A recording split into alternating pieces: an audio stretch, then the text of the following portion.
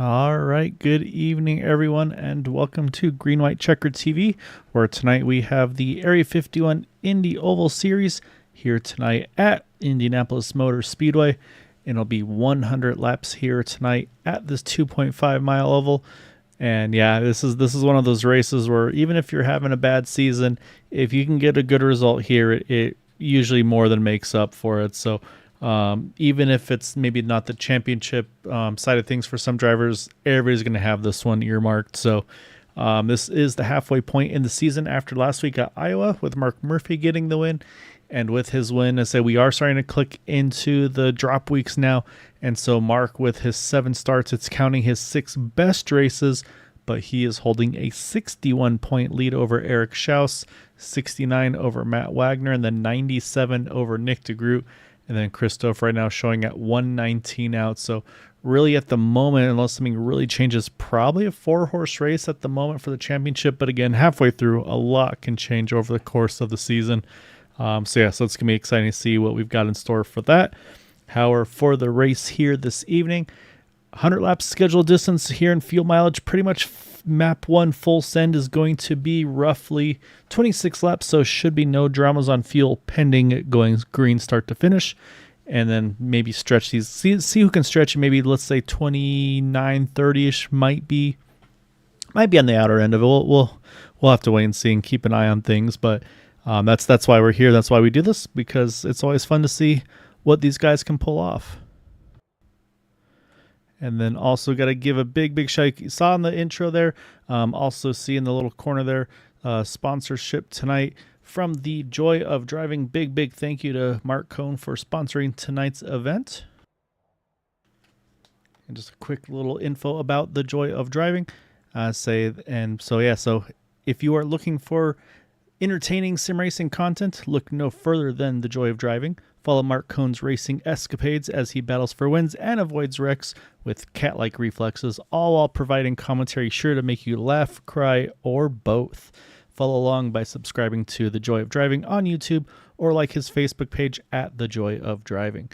And so Joy of Driving, your home for the best sim racing videos online. And Mark was able to race a little bit with us, but he's being like a professional person, like, you know what, I got to get my school stuff done first, so kind of stepped away to focus on his studies. But yeah, really great guy. I'm kind of bummed I'm not able to broadcast with him on track as much, but I usually try to catch some of his races on Saturdays.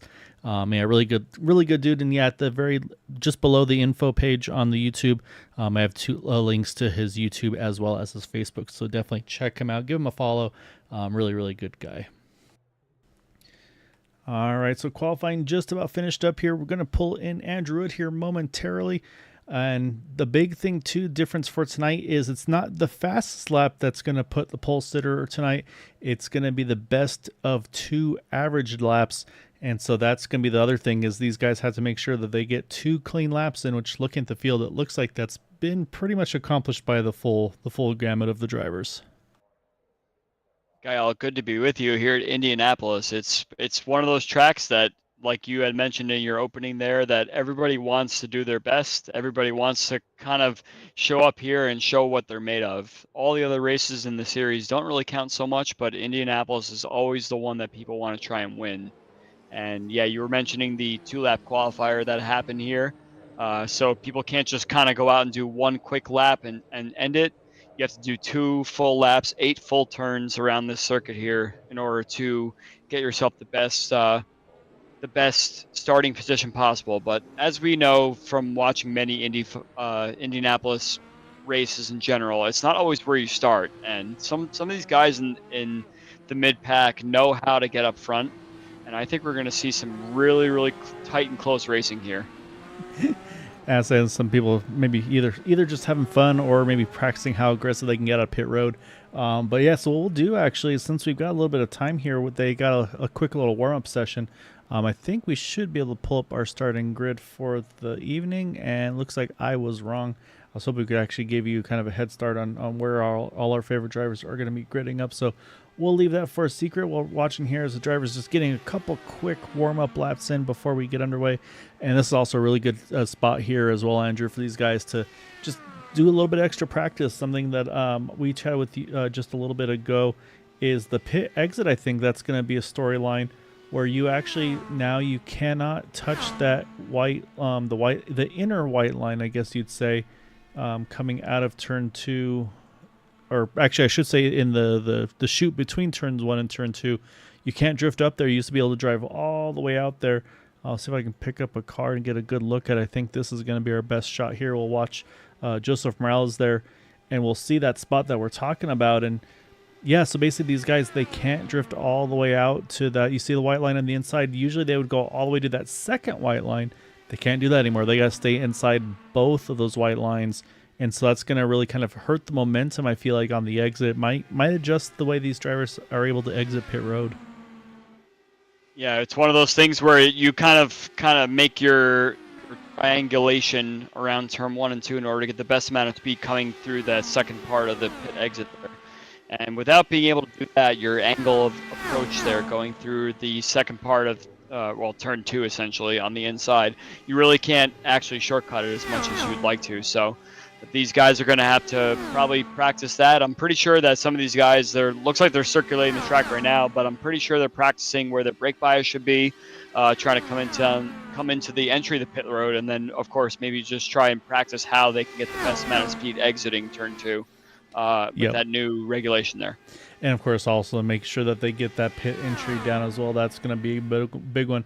How quick you can hustle into pit road and not overshoot it, as it looks like it's just about time for the practice. And you can see where the cones are there. You can actually go a little bit past that pit attenuator.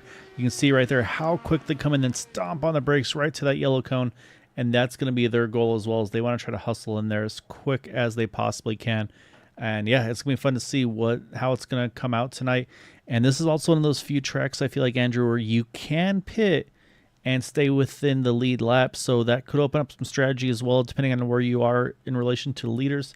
Might be worth this time trying to go ahead and maybe pull a little bit of strategy and try to do something with that. You saw just right there on the last little few seconds there were guys that were rushing to the pit lane to try and do their practice pit stop. So some of the guys were trying to practice just racing around the track in general and see exactly how their car is set up and getting ready to go. And yeah, you saw at the very last second there were a couple of last minute practice pit stops. So it's no more time for practice right now. We're getting ready to grid up, and we'll see if that practice has paid off for any of these guys. Yeah, so you can see also actually starting in the backstretch here, so a little interesting there. It's going to be possibly a quick grid unless they extend it a lap, but on pole position they're going to have Edson Santos in that number 20, the next 10 points leader Mark Murphy, Craig Forsyth, Charles Teed in row 2, Jim Herrick rounding out the top 5. Then you got Chris Dofer, Casey Putsky, AJ Hobson, Nick DeGroot, Joe Branch rounding out our top 10. Continuing on, you got Matt Wagner, Rick Sanchez there, 11th and 12th. And then Eric Peterson, Jeff Heisong, Eric Schaus, Mason Mitchum, Shane Coker, Nick Wheeler, and then Hugo Galaz, last of those to put down a qualifying time. And then those maybe opting, either maybe didn't get the lap they wanted, maybe caught the wall a little bit, or just opted to start a little further back. You got Daniel Durazo, Joseph Morales, and Bill Colley in 22nd. So we'll see if it's going to be a quick start here, though, potentially. And yeah, I say we're about to get this thing underway, and it's going to be fun to see, Andrew. Again, lots of strategy I feel like that can come into play here. And I believe there are still the limited tire sets, so that's going to obviously be another thing they're going to have to figure out what they want to do, how they want to manage that one. So we'll keep an eye and see if that pace car is going to jump off. And yes, it is. So we're about to get underway here, and you can see how far it is to that flag stand. And then once it waves, we will be underway again. 100 laps scheduled distance here tonight. And we are green with Edson Santos, Mark Murphy leading the way. Yeah, we usually do a quick chat about how everybody qualified, and I'm looking at Eric Schaus all the way down there in P15. It's not really his best run, and compared to someone like Nick DeGroot, who's qualified kind of poor all season long so far. So I think Eric is going to try and make his way forward. Look to him to be the highest climber in the field initially here, because he's in the championship running, and we want to make sure that he gets his run up there. So we're looking pretty clean for lap 1 so far. The guys are trying to warm their tires up and everything, so a couple of little bits of understeer through turn 3 and 4 there, but looks like we get through the first lap pretty clean, and we're single file through most of the field. Yeah, Mark Murphy is quick to try to jump around Edson there, is able to grab the lead that first lap. And so, yeah, so again, I mean, his goal here, I think, is try to stay up front, lead as much as he can, and try to control this race. And again, this is a track where now this is one of those situations you can stay up front and lead and burn the most fuel, and you shouldn't have to make an extra pit stop. So that should be important as well. And looking a little further back there for a moment, look like Daniel Durazo is in a bit of an odd spot there. It looks like he's just battling with Eric Schaus like you had just mentioned right now. Eric's actually dropped back a teeny bit from his starting spot. Daniel up 2 spots to Eric's -2. Right now, Joe Branch is up 3 spots inside the top 10. Again, still early, obviously, so not a lot of crazy comers and goers, but right now, first battle on track here looks to be AJ Hobson here with Chris Stouffer there going for the 5th position. And there's the inside versus outside, the momentum, and also probably a little bit of cleaner air there for Chris around that second lane. I'm watching Eric Schaus, and he actually just had a little bit of side-to-side contact with Nick Wheeler down there, battling for, I believe that's 16th place or so. And one thing we didn't mention before, Gael, is that the track conditions are extremely hot right now. It's about 135 or so, I'd say. Just I'm looking at Celsius, so of course it's a little bit messed up, but the hot conditions definitely make it very, very tricky in order for these guys to kind of pack up a little bit. So I'm not surprised that everyone's kind of fallen into a single file sort of situation so far. Yeah, I know, at the hot temperatures, it's going to make it that much more difficult to stay in the draft of somebody else in front of you. So that's going to be one of those things where you really got to work with your kind of your adjustments, the ARBs, the weight jackers, and try to find what you can do to get that where you want it to. And then, of course, some of these guys probably throwing on a little bit of field maps as well. Maybe some guys able to drop to, let's say, a map 3 instead of the full rich map 1. So, yeah, a lot of potential strategies right now. Right now, you see Rick Sanchez, though. He's definitely got the pressure on Casey Hutsky there right in front. But look, you see right there, it looks like he's actually rolled out of it a little bit here entering turn 1. So, like you said, not a lot of craziness going on at the moment. You see right here Hobson and Joe Branch. I think Joe's the one that's really been trying to make the most moves here, but to me right now, the inside line does not appear to be the place to pass unless you can clear them on that entry, as it seems like momentum is really kind of just going to the top side right now. Yeah, but at the same time, if everybody's going to the top side, you're going to try and look for the cleanest air possible. So that's the difficulty with all this, is it almost kind of seems like if everybody's taking the optimal line down to the white line through all 4 of these corners, you want to try and maybe offset a little bit, because that may not be the fastest way in a single lap situation. But if you're trying to find the clean air, which it seems like everybody's really trying to do, as you see the top 10 come through turn 1 right there, that's going to be most important. And some of these guys that are kind of in the mid-pack or so that may not be where they want to be, they're going to maybe just kick the fuel mix down a little bit and try to save some fuel and tires for later on in the run.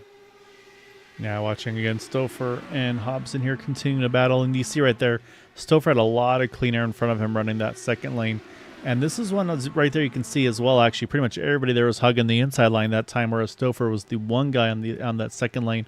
But I have seen as well at times over the course of these races where Nick DeGroot almost runs a third lane, you could even say, as now you can see now Hobson jumping to the top. That's opening the door for Joe Branch to take a peek on the inside.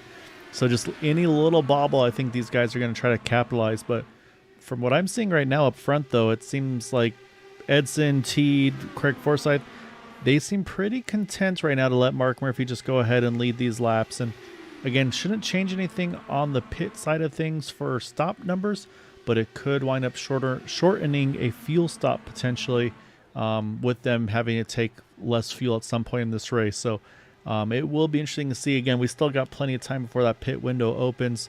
Again, probably about 26 or so. So probably another 20-ish laps. As there goes Hobson. He's actually gotten around Stouffer. Now trying to clear Craig. Oh, man, that was close. I think Craig probably cut him a little bit of slack there. AJ Hobson now up to 4th. AJ Hobson, always that kind of guy that does not want to just sit in the back and save fuel. So I'm not surprised that he's the guy that's making all the moves right now. And I wouldn't be surprised if he makes his way all the way to the front. I've been watching Joe Branch's camera here, and it seems like back here at the bottom part of the top 10, it's save fuel mode, because last 2 laps in particular, I'm going to watch it again right now, coming down to the start-finish line here at the end of the straightaway, you can see he gets up to about 175 or so, and then just kind of sits there with his kind of modulation of the throttle in order to save a little bit of fuel, and that's definitely going to be key in order to save possibly a lap. And when everybody kind of dips off to the pit road, just trying to make sure that he can go one extra lap in clean air and see if that nets him any positions up on the track. Yeah, and that's definitely where I would be. As well as we got contact, we got Daniel DeRozzo involved. I think that is Jeff Heisung as well. Jeff Heisung, yeah. At the moment, we're going to stay green as all these cars are staying pointed in the right direction. I don't know if they'll throw a yellow or not, but unfortunately, it looks like the 32 and the 18, that might be race over for them. And I think Mason Mitchum as well may be involved in that one also. So I think Eric Schaus might have gotten a piece as well. Yeah, he's really dropping back too. So I'm going to try to jump back because we have not caught a yellow for it. So I'm going to back it down a little further here. So apologies, not able to catch it at the exact time of contact. But you can see right here, you see the 2 and you see the 18.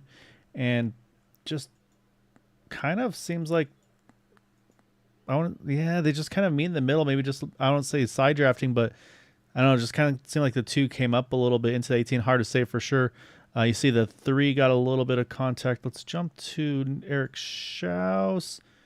Oh, yeah, right here. He's going to maybe got to Mason Mitchum. Just a little bit of a bump, yeah. Yeah, I mean, it's obviously we're not seeing it completely accurately, but what that's done, though, is that's really split this field up here. As you can see now, you've got Nick Wheeler there with Mason Mitchum, Hugo Glass, Eric Schaus, Morales, and Coker all together.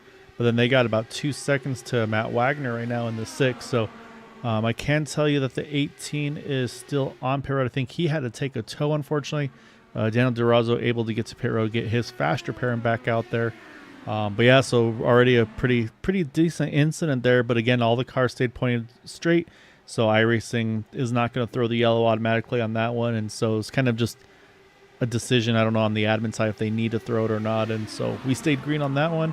I can tell you that Mason Mitchum is getting closer to Matt Wagner. He's within 1.2 now, so these guys all should be able to pull right back up into the draft here. So at least that one thing is kind of out of their concern now. And the way sim racing works here, or racing in general works, here's the 2 coming out of pit road. Here's the 18 coming out of pit road. They have the contact, and of course they come out right together. This seems the way that always works. So back up front, though, Teed, though, while we watched all that, Charles Teed, he's moved himself up into second, now going for the lead.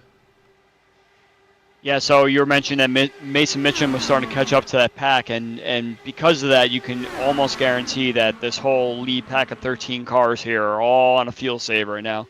Nobody wants to lead, nobody wants to burn the fuel, but everybody's going to try and save the fuel along with them. So along with that, everybody kind of strings out in line, and next thing you know, anybody that you had left in the back of the pack is going to start to catch back up again. So you see Mason Mitchum is right in the draft path now. And you can see the fact that all these cars are kind of on top of each other is also indicative of fuel safe situation as well. So no one's really going full acceleration right now. They're kind of kicking into a higher fuel map and trying to really slow down the lap time. So whereas we saw lap times in practice that were more in the high 39s, low 40s, the last laps everyone's doing about mid 41s, which is really, really slow for a race speed. Yeah, I almost wonder if something changed pace-wise where they saw a number like, actually, we need to make sure we hit this number. Again, talking to drivers in practice, I was hearing that 26 was kind of the full rich number. But so my question here then at this point is there any incentive? So now, obviously, we see Hobson getting up to second. Is there incentive for, let's say, Charles T. AJ Hobson to maybe try to do that swap draft and maybe boost the pace of this race up higher to make these guys have to burn a little bit more fuel? Or at this point, is it just if you're third, fourth on back, you're going to be able to save the same amount of fuel regardless?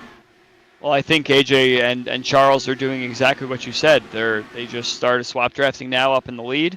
And, I mean, unfortunately, you could save a lot of fuel just sitting behind 2 cars just as they are right now. So it seems like they're going to try what they can on the full rich fuel to get away, but they're just going to drag everybody along with them. But that helps the people that are in 3rd, 4th, or 5th place. But when you get back down to about 10th, 11th, or 12th or so, you can see it's already, from a couple laps ago, it's already starting to string out a little more. So right now the leaders are kind of picking up the pace a little bit, and in turn it's making everybody behind that's been trying to save the fuel pick up the pace along with them. Yeah, they've picked up maybe 2 or so tenths, it looks like, compared to those last couple laps. You see, and I do feel like these guys are starting to get a little bit tight. Possibly, I just saw Mark Murphy look like he drifted up a little wider than he would have liked to there at a turn 2. So I'll be curious to see there as well if maybe as I'm looking at the wind, not a lot of wind, so that shouldn't be playing a role. I think it's just maybe that little bit of dirty air, because this does make it a little harder now when you're in that third car, because you're going to have a couple cars dirty air in front of you. So right now, like you said, everybody's fairly spread out nice and easy here. It's just these two now doing the swap draft. Like you said, everybody else is just kind of cruise control. Right now, Hobson is the highest climber, up 7 spots with that spot in the lead. Joe Branch in 28, we talked about him a little earlier. He is up 5 spots into that top 5 position. And then have not talked about Rick Sanchez much or Eric Peterson. They're both up 3 spots now into that top 10. So yeah, so a couple guys moving up a little bit here and there, but overall as a whole, yeah, kind of not a lot of huge comers and goers, and seems like right now this has definitely been a strategy race these first 17 laps. Yeah, I think some of these guys up front that wanted to kind of try and save a little bit of fuel, I think it's really kind of boring for them to do that. And some guys that really don't really care so much, and they just kind of want to let the race play out as it usually would be. They're the ones that are saying, let's just start swap drafting and start picking up the pace a little bit, and let's make this race a little more interesting for everyone. And yeah, at this point, if we have about the top 16 that are all kind of in a line now.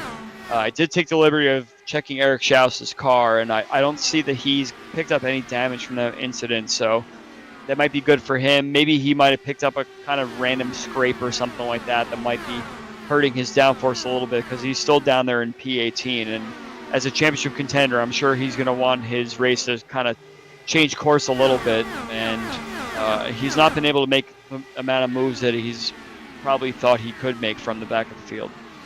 Yeah, and you almost wonder too and that's a tough situation too, where it's like, okay, I might have a little bit of damage. Do I really want to risk using that fast repair? Because if it's just a front wing change, I could maybe try to get that fixed under a caution. Adds about 5 seconds to the stop if I'm not mistaken. So there's some options to be had. Obviously, and even under green, I mean, he could do it. Obviously, he would lose a ton of time to leaders. So yeah, so it's gonna be interesting to see what the decision is gonna be for him. We're about, I'd say, 5 to 6 laps probably from that first scheduled pit stops, as we're on lap 20 now. Again, we were talking that drivers are mentioning about lap 26 or so, they feel like was the fuel window on full map. And so based on that, I'm going to have to say these guys probably can go into the upper 20s, I would assume, just because, again, we don't feel like the pace is nearly as high as what we've seen them do normally. So, but right now, though, I'm watching now Edson Santos, Joe Branch. Joe's going to try to grab that 4th position, and looks like he'll complete that pass. So move Joe up now 6 spots to that 4th spot. And yeah, so he and Hobson have definitely been the highest climbers by far so far this race. I think Joe Branch is the kind of driver that this track is made for him, and I wouldn't be surprised if we see Joe continue to climb up through the field here, and as long as he nails his pit stops, he's going to be a contender to this race no matter what. One driver I've been paying attention to is Eric Peterson down in 10th place there, and his car is getting a little bit out of control, especially through turn 1 the last several laps. I think he's come very close to hitting that outside wall, and I'm a little worried that his car, the tools that he's utilizing for this run may be a little bit too intense, and I just hope that Eric keeps it off the wall there and just continues his run going. He's probably the only car in the top 10 right now that I'm a little worried for. His the way the car enters the corner, exits the corner, seems to be a little bit dangerous. Yeah, and that's a good point, is you can make so many adjustments on these cars with the front, rear, ARBs, the weight jacker, of course, and so everybody's got their different theories. Like I always hear in practice as well, the driver's like, okay, well, what bars are you running? And then they'll compare it to their teammates, and same thing for the weight jacker, and they're really able to dial those things in. It's like when I've tried, I'm taking big swings at it versus really kind of trying to really be precise with it. Because I don't have that, I don't know what you want to call it, the experience with it and just the comfort of trying to figure out what to do. And so it definitely makes it a little bit tricky, unfortunately. So, but yeah, I mean, we're right about at that window here, Andrew. And again, initially I was going to say, based on the laps led, Mark Murphy'd probably be the first one onto pit road, but now it's Heat and Hobson taking over for sure, though, those three will likely be the cars that have to hit pit road first. And we just talked about it a little bit at the beginning where, and actually I'll try to cue it up here to show that pit entry one more time as these guys come out of turn number 4. So here's the entry, here's the pace they're going, and there's the cones. I mean, they got to pretty much get out of 4, get straight on the brakes, maybe even start slowing down before fully exiting turn number 4, because that's a very, very, I mean, again, these guys are going to, 210, 220-ish. They got to get down to 65, I believe it is, so they got to be on top of it. And like you mentioned, too, getting in and out of pit road is going to be really crucial, and there's some guys that are really good at getting every single just tenth of a second onto pit road. I am in full agreement with you that I think that Teed and Hobson will be the first cars to come down pit road. They are the ones that are definitely burning the most fuel. So I think once you see them come down pit road within a lap or two, you're going to see pretty much everybody else coming down pit road. I guarantee you that pretty much everyone from third on to about ninth place or so or have saved at least one lap. Let's see if they'll have saved 2 laps and kind of accomplish the same thing.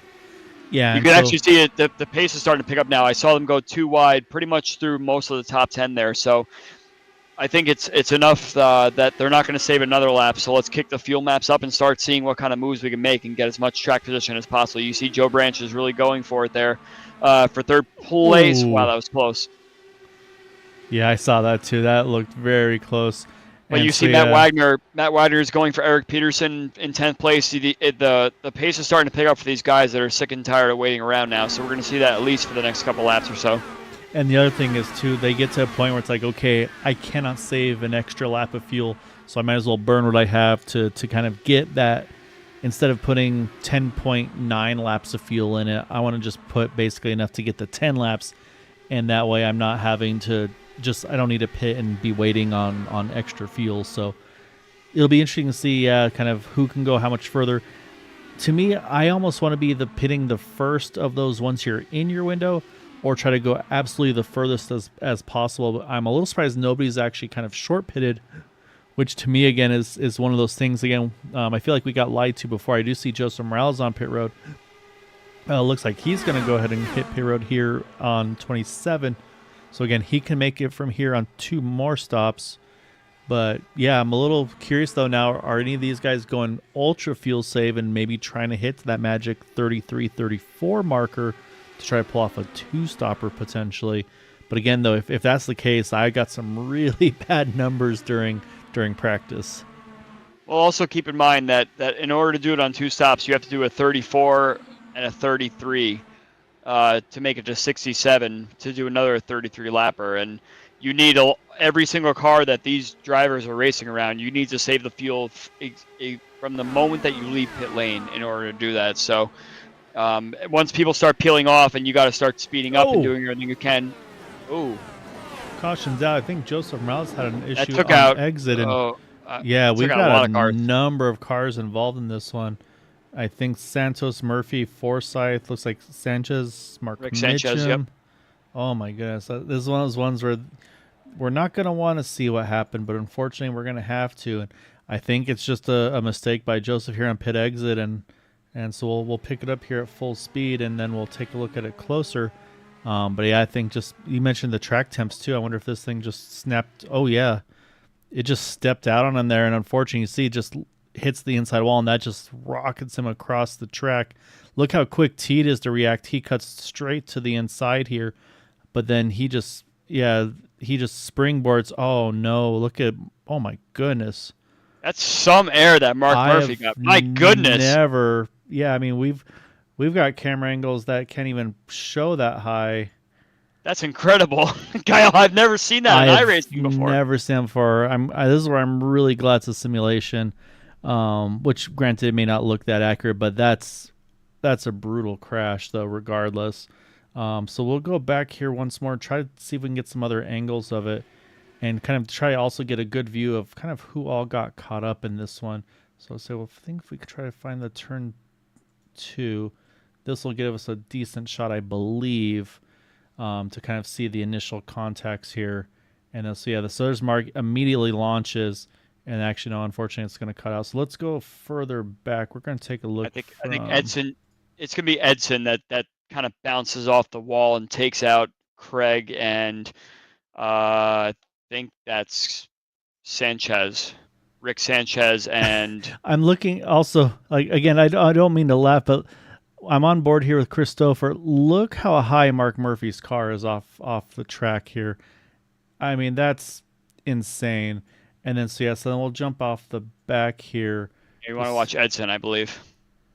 There's Craig. So Craig has it avoided. Yeah, there. So Craig get caught by Edson, and then there there comes Mark Murphy landing, and that's what also catches the five of over Sanchez. And then at that point, there's Mason Mitchum was caught up in that one as well. Man, that's a huge incident. And again, I mean, you never want to see something like that happen, but you know some of those guys are absolutely gutted. I Um, actually think I think Mitchum didn't hit anything. I think he was just heavy on the brakes as Edson's car was flying up towards the wall. And I he's don't. yeah, he looks all right actually. If you He watch might be his right. onboard, I think I think you could see that he just did all he could to stop the car. Yeah, I'll say let's hop on here. I'll jump on the oops, press the right button here. Yeah, there goes Mark into orbit. You see how quick DeGroot's on the brakes. You see, look how quick Matt Wagner's on the brakes as well. They're able to sneak by. And then, yeah, so I think you're right. I think he's able to get it woed down. It's going to be close. Oh, man. The 20 car hasn't sounded. He rotated just enough there for Mason. And then, oh, on the brakes. Oh, I told you that was the it, view to watch for sure. it was eventful, unfortunately. Luckily for him, I say eventful, but got through it clean. But with all that was happening, I went to go peek over at Shane Coker at the time of that caution, and he was on pit road. And so what that's done is since he was already in and out of pit road during that cycle, he's actually now taken over the lead of this race, pitting at 27 versus all these guys at 29 under yellow. Didn't even mention pit stops did happen there under caution, and nothing too crazy out. You see Daniel Durazo, he's going to go wave around. He's just trying to get back on a cycle here, basically with the toe that, or not the toe, the fascia brachia take with the contact of Jeff Heisung that did not bring out the yellow. And so yeah, so this race has kind of got thrown on its head, honestly. So basically 16th on up here. So Durazo, Colley, up to Coker. These guys are all in the lead lap. Craig Forsyth, Mark Murphy, these guys are all back out on track, but I believe they are, I want to say, one lap down. And so that's going to be a pretty big fight as well for all of these guys. Because right now Murphy's going to have the spot, but you're going to have Sanchez, you're going to have Santos, you're going to have Forsyth. They're all going to try to be that first car one down because, again, if and when there's another yellow, that's going to put them in that window of being able to basically get that lap back. So there's going to be kind of two races now within the race, and unfortunately, really, really bad luck for Mark Murphy. Again, he can still, there's lots of time to recover from this. We're just about a third of the way through, but that does now, I mean, I'm looking for Eric Schaus. He's now up to 11th. Again, not great track position wise, but when his points battle contender is in 17th, I mean, that's a better spot to be. But we're about to get back to it here. I guess Jim Herrick must have also done a pit stop because he's sitting in third right now. He must have been close to pit road or something like that because he jumped a lot of spots as well. Whereas AJ Hobson is also was the leader at the time of the caution there. So good on Jim Herrick and Shane Coker. They were definitely the ones that benefited the most out of this. And everything that we thought this race would be is now completely flipped on its head, as you said before. And now the grid's completely switched up. So I think anybody that's been used to a fuel save race kind of before, I think we're going to see a lot of shakeups here in this stint.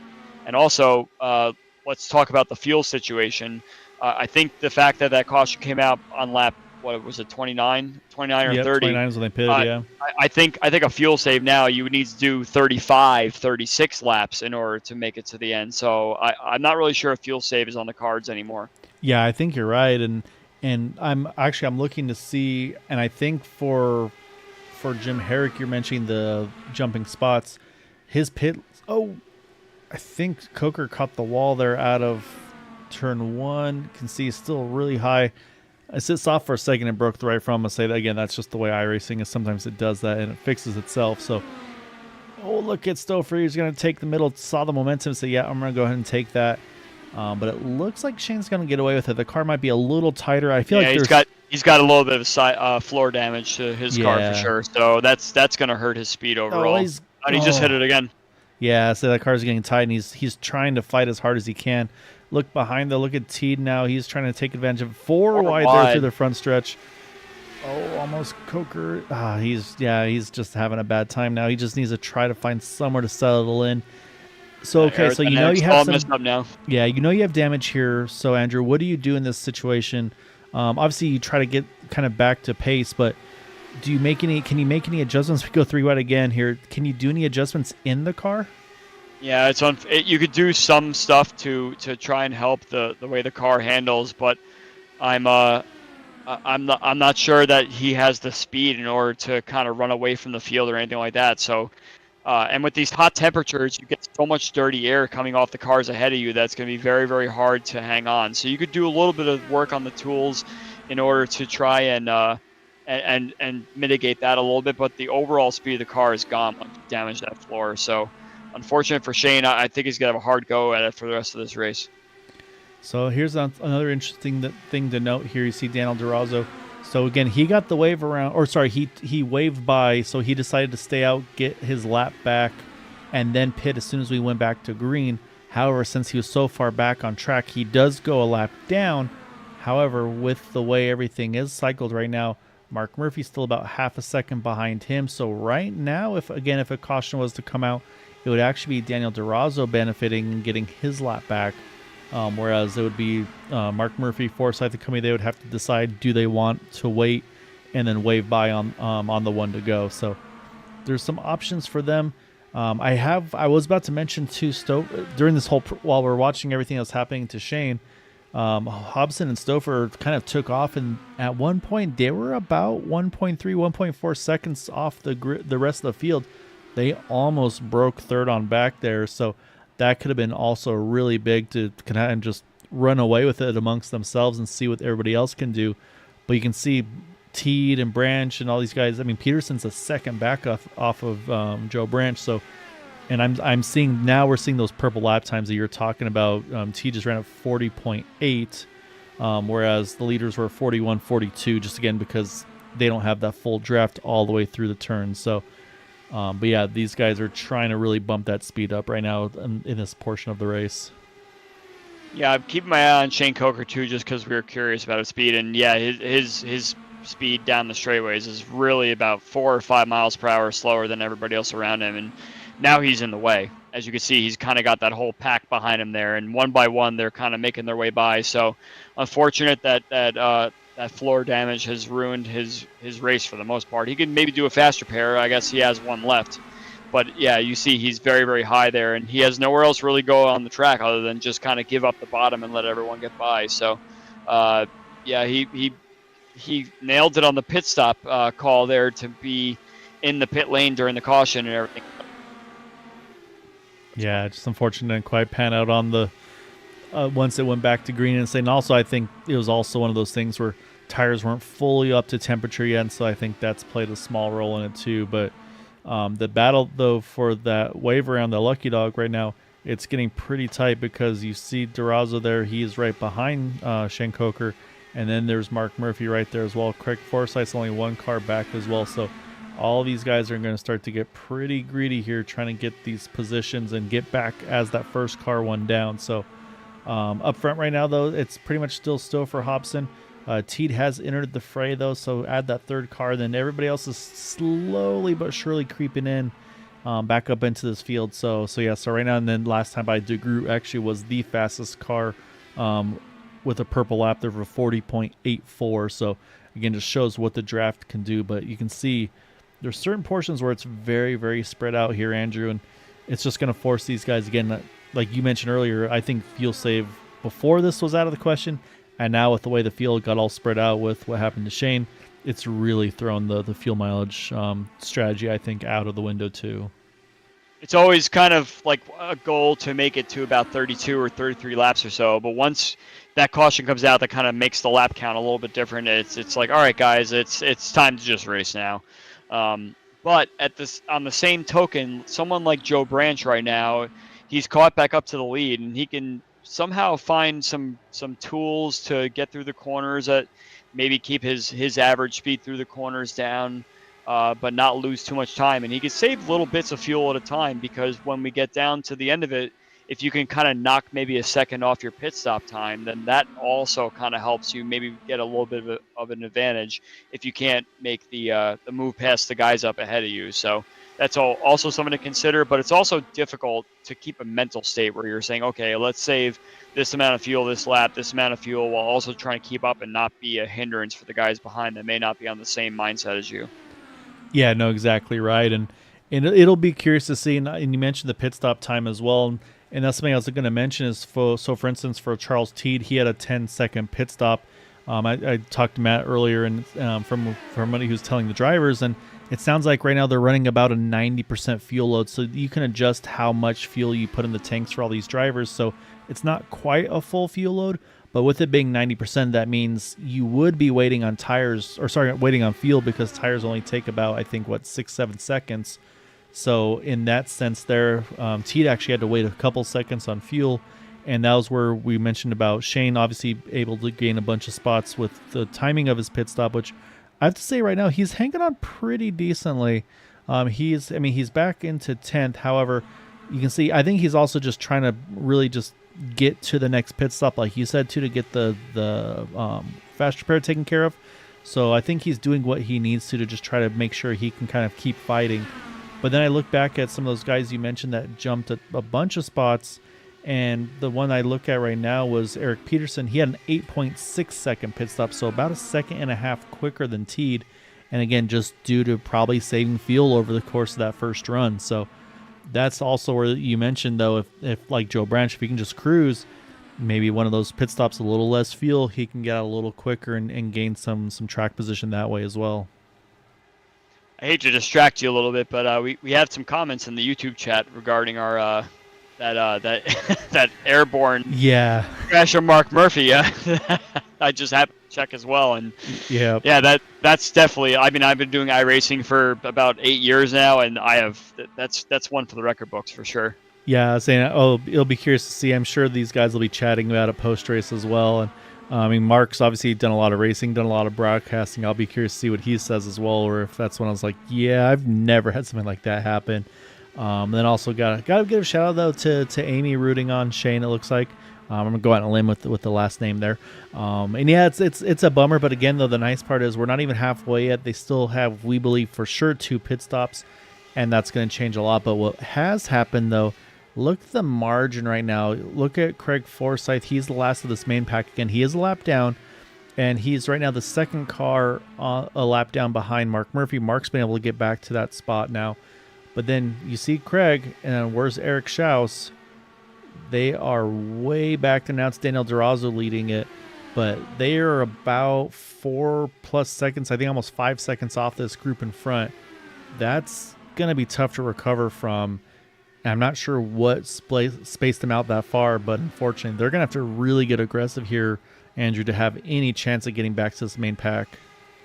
I almost kind of wonder if it was a Shane Coker effect. Maybe perhaps he was letting some cars by, and then perhaps he was trying to fight to stay ahead of some cars, and next thing you know, you're having to lift away from everything like that. Or it could have just been a restart situation where perhaps someone didn't really go on the restart kind of thing.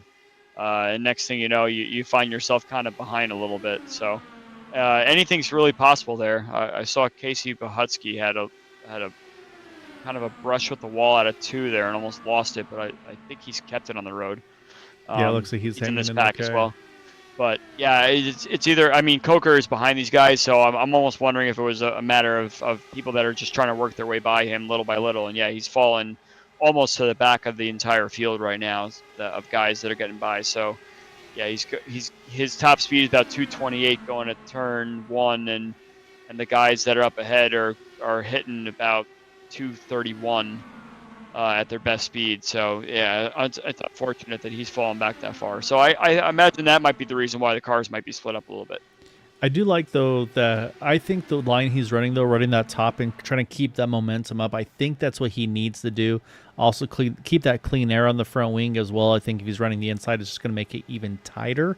So I really like what I was seeing out of him there. I mean, he's doing all he can. Like I said, it's just at this point it's limping that car, and yeah, I think this is exactly it. Said okay from here. Use that fast repair. Yeah, use fast repair. You know you can make it on one more stop after this point. So just come in early. Again, he's going to get trapped a lap down just due to the track position loss. But what we should see here is we should see a fast repair. Yep, there it goes. You can see the side pod there pop back out. So that's a perfect way to show that fast repair being taken advantage of. So as he's about to drop and roll, as he's done that now, here comes the 13th, Christopher. He is down. Oh, what we got? Matt Wagner and Craig Forsyth had an almost complete wreck there, but they both got out of it alive. I was watching Forsyth try and push through turn 2, and yeah, very lucky for those two veterans there.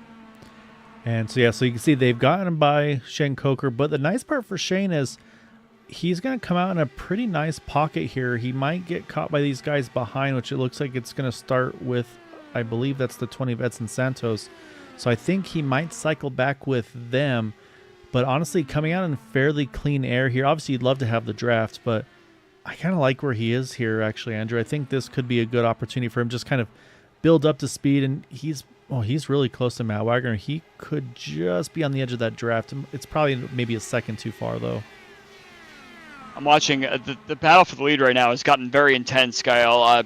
Stouffer, Hobson, and Teed went 3 wide into turn 3 last lap, and I thought that there was going to be contact between Teed and Hobson in particular, and it's gotten to the point now where we're not saving fuel anymore. It's just find that clean air and find your way by, and top 5 has gotten very close. Yeah, you can see they're really bunched up. I'm also watching Mark Murphy. He's trying to make some moves as well. And I think for Mark Murphy, I think he's watching his mirror. He sees Craig there. Craig's lurking, and he knows if something happens, I got to stay ahead of this blue and white 99 car. So he's having to kind of push the issue a little bit as well just to make sure that Craig doesn't get around him. Because, again, you never know what and where something might happen. Like you'd mentioned up front, I mean, they were dicing up. I'm sure it's the same situation a little bit further back. I'm sure these guys are getting dicey as well. So that said, though, we just crossed the halfway point now. 3 wide again. Yep, here they go.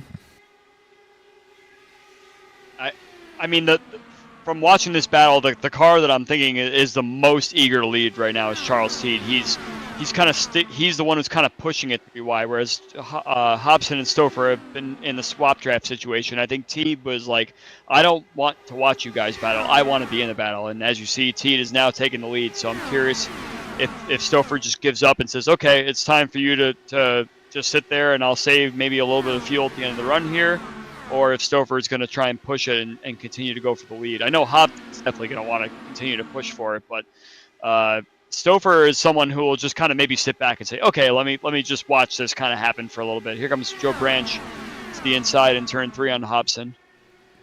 Yeah, you can see there. And looks like Teed actually got a little loose there almost. Yeah, he was able to keep the momentum up top there, and so keep the lead is Christopher. And so with us being down to 49 to go, again, I'm looking at the fuel numbers, and these guys all pitted at lap 39, I apologize. So they've gone about 20 laps roughly, just a little over 20. So again, I'm going to be very curious to see how far they can go. Again, magic number would be if they could get to like that 33-ish mark or so. Actually, no, we said 35 actually would be trying to split it in half. Yeah, the caution was on lap 29, so they all pit on 30. Yeah, they'd have to get to 65. Yeah, I don't see that happening. Again, these guys like to fool us. But what I am curious about, though, is nobody's tried, though, to do any undercut. And you almost wonder, like, there's plenty of teammates in this series. You would think that maybe, like, okay, hey, let's come in together. Let's swap draft, and we'll stay out in front. Maybe we can even kind of gap the other guys. I'm a little surprised we haven't seen anybody take advantage of that, or is that just because they want to make sure that their last pit stop is as short as possible? I think it's a matter of just pick whatever strategy you think works best for you. It's almost when you get to a certain point, you say, okay, I'll just pit when I feel like it. If I feel like I'm confident that I can get down pit road, do my service fast, and get out faster than the people around you. If you're in the rhythm or you feel like you're kind of getting out of the rhythm a little bit, that might be what the chance for some of these guys sitting maybe around 13th, 14th, or 15th say, I'm going to try something a little bit different. And then, of course, the teammate effect is also in the mix there too, and just say like, okay, I'm gonna come down this lap, you come down next lap, and hopefully at the end of that second person stop, you come out together and start a swap draft situation all by yourself. And I can tell you though, Eric Schaus, they're starting to close the gap a little bit. Remember, we're talking about 5 seconds or so at one point. Yeah, it's down to you about can tell the lap times. three-ish. The lap times are starting to slow down, and you see that they're all doing 41 3s, 4s, and 5s, which indicates that there's a little bit of a fuel save going on. So if the leaders are doing the 3, 4s, and 5s, and Schaus and them are doing 2s and 3s, that little by little they're going to start chipping away at it. Yeah, I was trying to see potentially Edson and Shane here. Maybe they were doing the swap draft as well to kind of bring that pace back up to get back after each other. So we'll watch right now. As you can see, now it looks like Shane's going to stay behind there. So looking at the lap time, and looks like it was a 25 for Stouffer, 29 for Teed, and then for Schaus it was a 41.19, so half a 10, not a ton. Is he Stouffer here? I was gonna say I saw the protect to the bottom. That kind of made me wonder. Yep, he just queued up on radio and said, I'm coming in, and I wonder if they're going to drag anyone else along with them. He's got some teammates in this pack right here, so I'm wondering if they come in together. Yep, absolutely. Oh, look at Craig. Wow, that was that was going for it for sure. I mentioned Craig's one that's going to try to get every ounce he can, and that's the thing, is this is actually a good opportunity for Craig too. Is he's up in that main pack, so now what he's trying to do is I think he's trying to undercut basically Mark Murphy. That way, again, if something were to happen, he could stay out and try to get this lap back that way. So we'll see if we see any response to this. Teed's coming in this lap. I believe Edson's coming in this lap. I wonder if Joe might come in. No, I think Joe's going to probably do one more because his teammates are on that, kind of I was mentioning, like one come in at a time, and hopefully you see each other on the other side. But Joe is actually someone who likes to go long. In most of the races he does, he wants to stretch it out and see if he can possibly get a better advantage just being in some clean air, is exactly as he's done right now. He's now taking the lead from Hobson.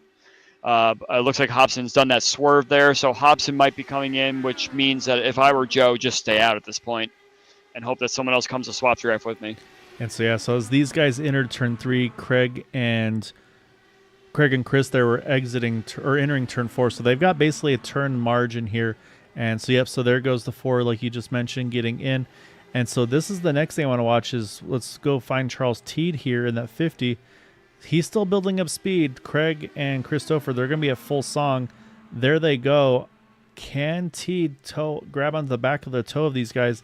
I think he'll get there, but it's going to be tight. And so that's going to be the things that these guys are going to try to do, is they want to try to break that draft off of these guys. And they're going to be pushing as hard as they can these next couple laps to try to sneak away. Waiting for a full speed. I think all the leaders are queuing up in the radio. We're going to see Branch, Peterson, DeGroot, Herrick, Mark Murphy, I think also all coming in. Oh, I hate these big entries here because it's so many people. If anything goes wrong, oh, Murphy there caught the outside wall a little bit there. This is the money lap. This is the lap that all the leaders decide. So if all of them come in, if anyone stay out, it's going to be one more lap for them. So yeah, Matt Wagner right now, Schaus and Hugo Galaz are the last ones that have yet to pit. I'm watching Nick DeGroot blew his box, so he's going to have a slow stop. So I think Branch should be the first one out, but DeGroot's going to probably be the last one. Oh, he comes very close to Peterson. Yep, so Branch, they're all exiting the pits right now, kind of close to where they came in, except DeGroot lost the most time. But here comes that pack that already pit, and look how much advantage they've gotten. Yeah, here's Wagner and Schaus. They're both on pit road. Hugo Galaz, he's going to go long again and say, we've seen Hugo make really good fuel mileage, so he's going to stretch it now as well. He's going to take the point in that 57. And then, yeah, like you said, though, here's Stouffer, here's Forsyth. They're trying to see if they can try to break away here.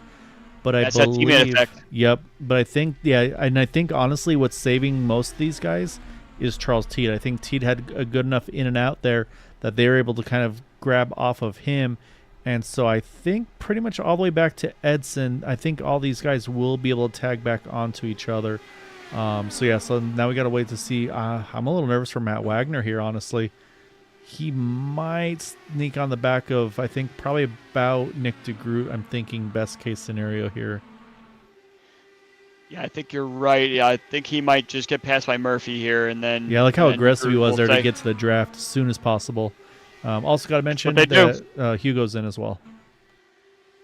Yeah, so I think we basically all but confirmed to this point that no one's going to the end Nope. on a field save. So it's going to be full blast. Probably mix one on the field map going from here, and that's exciting too because we have this field pretty much spread out, very very strung out, about 6-7 tenths between each car. So everyone's going to just really kind of stay in this mode for now, especially once the tires start to wear and the dirty air kicks in. It's not going to be very easy to make any advantage. So if I were Stouffer, is Forsyth still a lap down? I believe He's bouncing between the first car, one down and Yep. tail end. So I mean, as long as Stouffer and Forsyth keep this swap draft going, then Stouffer is looking really good right now. But Charles Teed is right there, and we saw how aggressive he was on the last stop to get to the lead. So I wouldn't be surprised if he puts it 3 wide at some point and tries to take that spot. Or does this? Oh, it's very close there. But I mean, when you have two teammates that work together like that, and two veterans like Stouffer and Forsyth, it's very hard to kind of disrupt that. But I think Teed's found a way here, unless Forsyth can really try and work together. If Stouffer maybe pulls out a line and tries to give Forsyth some draft, that's one thing you can do. But that gets very tricky once you have someone that kind of catches on to that mode. And I think, I don't know, to me it looked like Craig probably rolled out a little bit as well. Because again, I don't think Craig right now is worried about Teed and Stouffer. He's worried about 2.5 seconds back. He's worried about this guy right here, Mark Murphy. And so right now, Mark's kind of just stuck in this pack right now, so there's not a lot he can do. So for Craig here, I think he's like, you know what? You guys start doing the swap draft. I'm going to go back down a couple fuel maps. I'm going to save as much fuel as I can because I don't want to get undercut by Mark Murphy later in this run, so I want to make sure I can save fuel that I need right now too. So I think there's that. He's kind of trying to make the best he can of a bad situation at this point. So that said, though, remember we talked about the gap closing from that second pack. Nick DeGroot's the last one in this main pack right now in 8th position. And then it's again 5 seconds now, unfortunately, back to Eric Schaus, who's just kind of on his own little spot now. Mason Mitchum's just about got him, but he's got Hugo Galaz about 1.5 seconds back, then Wheeler, Pahutsky. And so just, yeah, unfortunately, right now for Eric here, he's going to need a caution to bring himself back in this one, which, again, he's gaining points on Mark Murphy, but this isn't the result he'd be hoping for either. I'm checking just a bunch of these cars' side pods to see if there's any damage on anybody right now, because Coker got his fixed, but I see Joseph Morales has some floor damage that he's carrying from some contact before. But yeah, it looks like it's going to be a straight-up fight for pretty much everyone right now. And as I mentioned before, it still has come true that it's mostly spread out. There's a couple of cars that are very close to each other, but it's not as close as it was, say, about 30 laps ago when we were watching everyone kind of on top of each other. So that's definitely indicative of a non-fuel save race happening as we speak. So I think that how it sits right now might continue to be that way. It's all about finding that clean air right now. But when you're spread out like this, everybody's kind of going for that optimal line, and the clean air doesn't really get you too much of an advantage going forward. Yeah, I'm a little surprised, though, as well. I really thought Craig would try to just hang out in that 3rd spot, but he's actually dropped back to 5th in line now behind Eric Peterson. A.J. Hobson's about to go by as well. And it's saying every time he's doing that, he's bringing himself a little closer to Mark Murphy. Remember, I mentioned about that 2.5 second gap. It's down to under a second now between Craig and Mark. So, yeah, I'm not too confident about this at this point as well for those guys. Well, Didn't mention Shane's on pit road here in that 32. Not sure of schedule. I feel like he could have gone further after the damage he had. So we'll keep an eye and see if he rolls back out, because we're going to be 33 to go here at the line. Might be doable, but I don't know. I feel like he would have gone further if he could, but unfortunately, I'll say he's off sequence, since they'll put him down a lap at the moment. I don't know if you caught it, but I was watching Craig, and you were mentioning he kind of fell through the field. Hobson had a big moment in turn one, started pushing up the track, and Craig had to get off the throttle there to ensure there was no contact. So that's insult to injury for poor Forsyth right there. That was kind of maybe trying to hang on and maybe only give up like a position or two, and then he had to really lift, so he lost even more spots in that exchange. And also Rick Sanchez, kind of farther back in that accordion, had to really lift as well, and now Sanchez has lost a few spots in that train as well. Yeah, I see him right there at the very end. So yeah, so right now we've got a pretty good mix of lead lap and lap down cars. Last car in the lead lap in this pack is Nick DeGroot there in the 89, but yeah, like you mentioned, you got Edson right there behind him. You got the 5 Rick Sanchez there as well. And then again, though, unfortunately, got to go about 5-6 seconds back to get to these two, Schaus and Mason Mitchum. They have now finally got to each other where they are trying to do that swap draft. Last time by, they were 7/100ths of a second quicker. Again, that's just, it's not going to be enough at this point to make anything happen. So they're going to need a little bit more help, unfortunately, in that sense of it. However, again, now we start getting to this fuel situation here again. Once we're officially in that full send rich fuel window, so let's say lap, or let's say 25 to go or something like that, Andrew. Do you, if you're in this main pack where you know you won't go a lap down as long as you don't botch your entry, do you short pit and kind of, we saw it work pretty well there for Stouffer and Forsyth. If you have something near you, do you try it again, or do you run along and just take the least amount of fuel you can and kind of keep saving now, and then basically kind of put the least amount in at the end, and then you're full rich to the end? Well, there's two things to consider here, Gael. So this is one of those very unique tracks that if you pit from the front, you don't lose a lap. So short pitting is definitely something that's probably on these people's minds, because especially if you're sitting maybe like up to about 3 or 4 seconds back from the leader, you can pit and come out on the lead lap. So if you get your pit stop done and say a caution comes out 2 laps after your pit stop, then you get all that track position back and you've cut out your pit stop. So that's one thing. But also on top of that, this is also a track where the tire wear really isn't too incredibly bad. It's not great, but you can definitely hang on.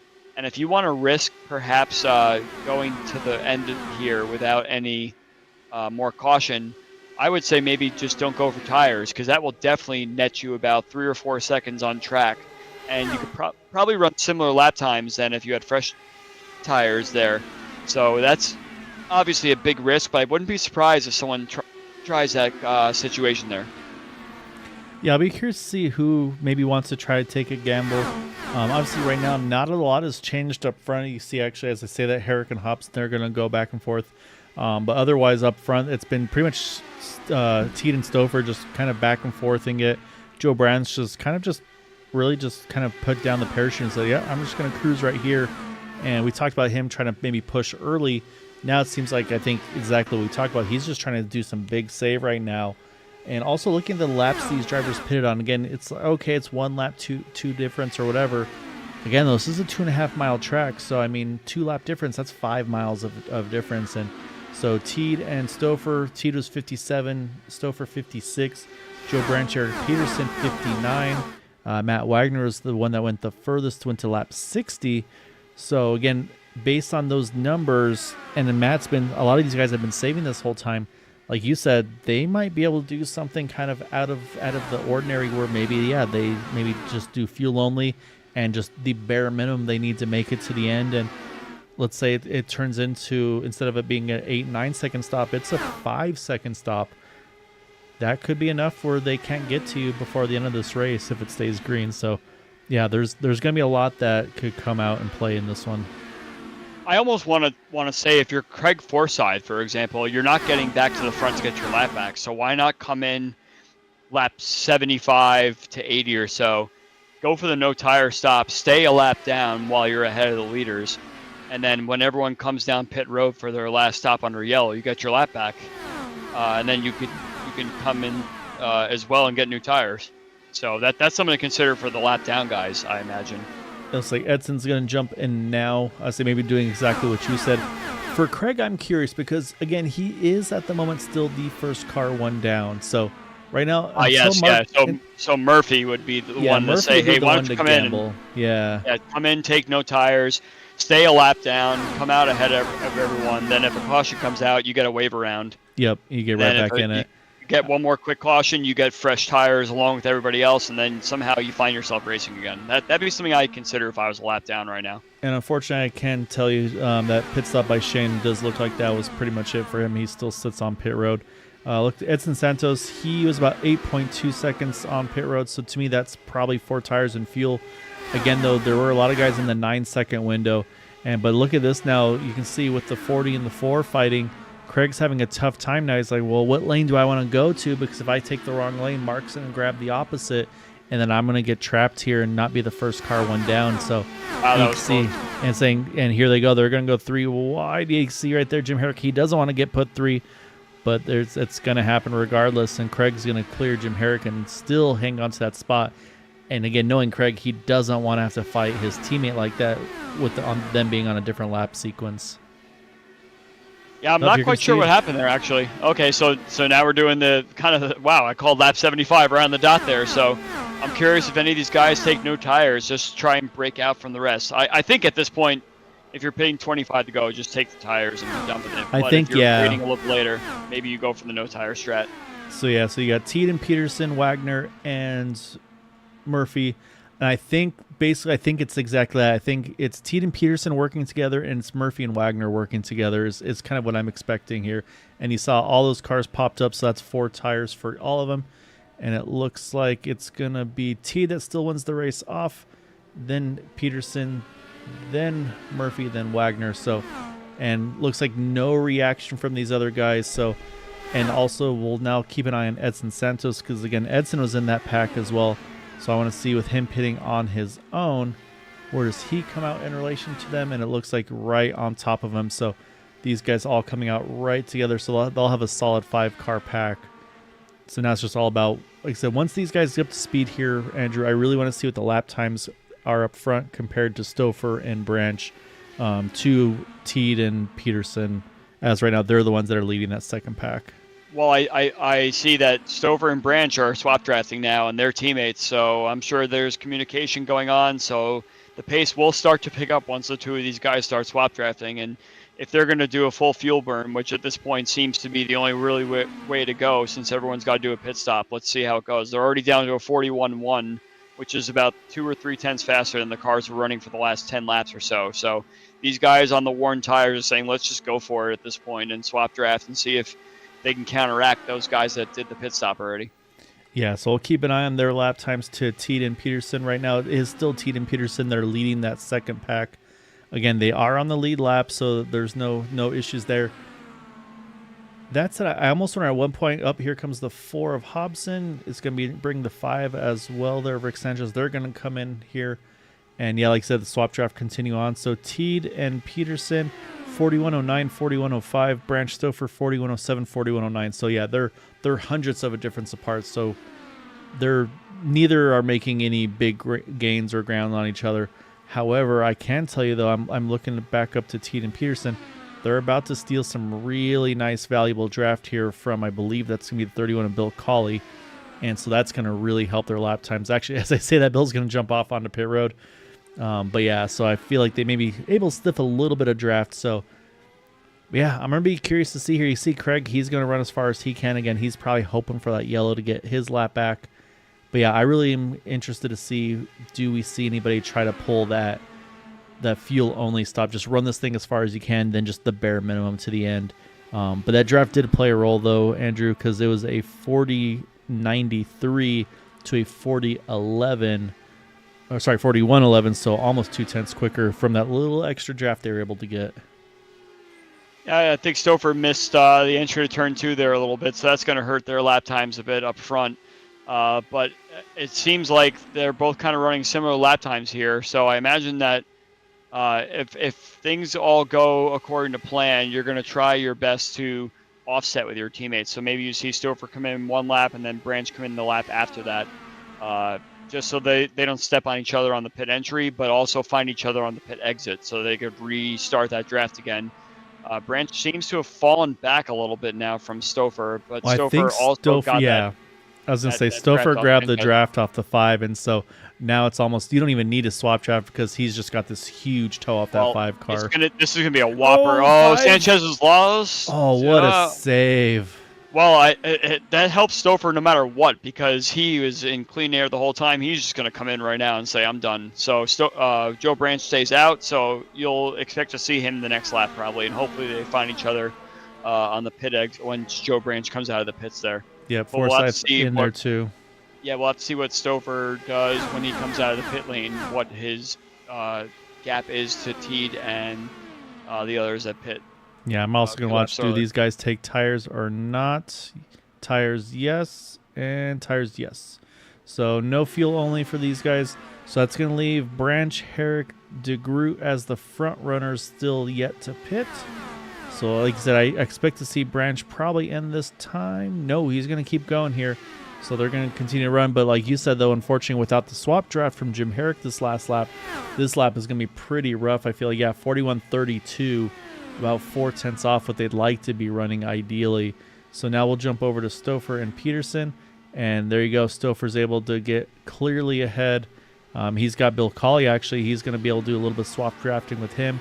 And I'm sure Craig Forsyth, for a little while at least, Craig's going to try to help as well. And you can see there, I think that swap didn't quite go as well as Stouffer was hoping for with Bill. Oh, Bill's going to catch the wall there out of 4. But yeah, so now it's not enough to break the draft. It's about 1.7, but they've got a couple cars in between them. So I think Peterson and company will be able to pull right back in. But while I was talking about that, Herrick and Branch are in. That's going to leave DeGroot as the last of the front pack to pit. But we still have Schaus, Galaz, I think are the last ones, or Pahutsky, I'm sorry, still have to pit as well. But again, they're in that pack 5+ seconds back.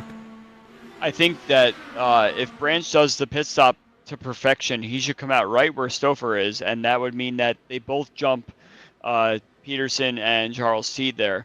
So if everything is good, I think that'll be a net gain for Stouffer and for Joe Branch. So here's Joe. He's rolling out now. There goes Craig. There goes Stouffer. He's going to come out right with Teed and Peterson, it looks like. Yeah, so big advantage to Chris Stouffer there. He's the one who had the best pit stop advantage there. So this is Stouffer's kind of come out race here, because I was talking to Stouffer the other day, and he definitely seems like he was a little bit jaded this season from getting some netcode incidents and getting caught up in other people's stuff. So I'm sure Stouffer at this point is just pedal to the metal. Let's go forward. He has Forsyth there to help him with the drafts and everything, but Peterson is starting to close up a little bit. Yeah, and I mean, the other thing, though, too, again, we talk about tires probably not being too critical. However, they do have fresh tires as well than Peterson. They pitted at lap 82, Peterson at 76, so it's 6-lap difference. Again, that's going to be a decent amount on the mileage side as well. But, yeah, at this point, Peterson's got that draft. And so, yeah, so it's going to be interesting to see. And like you mentioned, too, Craig's a teammate as well to Stouffer, so right now, Craig there's no reason for him to roll over for all these guys. He's still, again, he's trying to keep himself on the lead lap of this race, if not the first car one down, because, again, a lot can happen in a very short amount of time. So it's in Craig's best interest right now to stay as tight as he can to that leader, if not even be ahead of that leader, because we see right there just a little further back, Mark Murphy still in that picture. And, again, that would be the lucky dog battle. So for Craig, he can't just roll over at this point. So, and again, him doing this is helping himself and his teammates. So yeah, it's gonna be interesting to see what kind of charge can Peterson and Teed and company put on these last 13 laps. So Hugo Galaz is the last car to pit. He still has not come down pit road yet, so he is our leader of the race right now, and he's about 2/3 of a lap or so ahead of everybody. So Hugo Galaz right now leading this race and logging some lead laps that he probably didn't expect would happen tonight, but he's able to kind of be that guy that goes the longest, and we'll see what happens if that pays off for him at all. Yeah, he's jumping in now, so I'm gonna be intrigued as well for him here. Again, we haven't seen anybody take that fuel-only gamble. I would love to see how much time it could save in doing so, But so far we've seen 4 tires for everybody. So watch Hugo see if that car jumps up on the air jacks. And yep, it does as well. So no strategy difference from these guys. Nobody liked the fuel-only idea that we liked to consider doing. But while we were watching him, look at Peterson. He is there. So now again for Craig, what do you do? Do you just stick with what you're doing? Because again, there's still 12 laps to go, and Mark Murphy's only 2 cars behind you. I feel like, again, yeah, you want to let these guys race it out for the win, but maybe wait until a couple laps to go versus 12. Well, I'm feeling a little bad for Branch right now because Murphy's kind of there and in the way, and unfortunately not giving Branch a lot of options here to try and go up there and try and fight for that win. So I imagine that as we get closer and closer to the end of the race here, that we may see some. Oh, we got a caution. Caution's out. I think that might be Mason Mitchum. It's the 3, yeah. And Craig was ahead of the leader, so that's going to give Craig his lap back the natural way, which means Mark Murphy is also going to get his lap back once everything cycles, they catch the leader and company. So also looks like Jeff Heisong may have had something happen as well, but let's go back. Let's try to find what happened to Mason here. This is going to be like kind of a carbon copy of the incident with Durazo. It's like the same right. thing. Oh, man, poor Jeff Heisong's like, man, what do you guys have against me? I keep getting squeezed here. It feels like it's a carbon copy of the exact same incident. Yeah. And then look at, oh man, right across the nose of Durazo there. Yeah. If you're Heisong, I mean, you got to, I mean, you're on the straightaway. So Heisong is driving in a straight line. It doesn't seem like there should have been any issue there. Yeah, so unfortunately, so that's what brings us the caution because, yeah, that car's destroyed. And then Heisong, I think, probably with the broken wing and such, or there may be a frustration situation. Maybe that's going to happen here as well, or maybe he just parks it. It said that he jumped to the, so he just parks and tows. Okay. So caution comes out here with 11 to go. We'll restart under 10 to go for sure. I can tell you we did have a few drivers hit pit road. Matt Wagner was actually just Matt Wagner of the leaders. Everybody else said, you know what? Track position more important than tires. So, and this is also going to be bringing some other people back in the mix here as well, though. Remember, we talked about Eric Schaus needing a break. Here's a break for Eric Schaus. Nick Wheeler's going to be right back into this. Hugo's back in it. He's got the freshest tires of anybody now. And then Mark Murphy, there he goes. He's already waved on by, so he's going to get his lap back. However, the only thing for Mark is he's going to have to restart in the tail end of the longest line. So, the tail end because, again, single file restarts here. So, also Craig Forsyth, he opted to go ahead and throw some tires on as well, since he was at the back of the lead lap anyway. So this is going to get interesting here. So it's one of those situations where almost if you were Eric Schaus, you wish Craig would have been on a lap down, because then it would have still kept Mark Murphy trapped a lap down with maybe forcing a 14th as his best finish. So I'll be watching to see. So Eric's up to 8th now, Craig 13th, Mark Murphy 14th. I want to see how far these guys can climb. But before we do that, we haven't got to show off our awesome sponsor, 4D Racewear, so we'll do that real quick. Be right back. 4D Racewear, makers of the ultimate sim racing shoes and custom apparel designed for sim racing by sim racers. 4D racing shoes are engineered to connect racers to the pedals in a way no other racing shoe can, all the while giving you the comfort needed to complete those double and triple stints. Visit 4dracewear.com and check out the latest sim racing products that let you connect to your sim.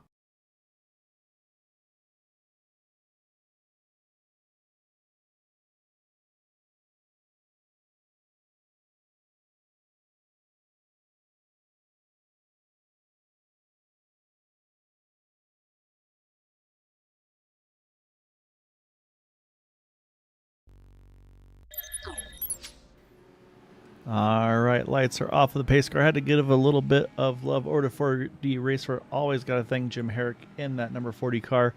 So he's got some awesome boots, awesome gloves, and he's got more in the future. He just can't tell us what it is yet, because you always make sure everything's dotted and crossed before you can. So A big thank you to Jim and being a sponsor of the league. And so he's just such a good dude, and you can see all the cars he helps out with too. So all right, Andrew, restart this thing at 8 to go. No green white checkers in this league, so you don't know when you got to make that final move. Obviously, they're all short cautions here just due to the size of the track.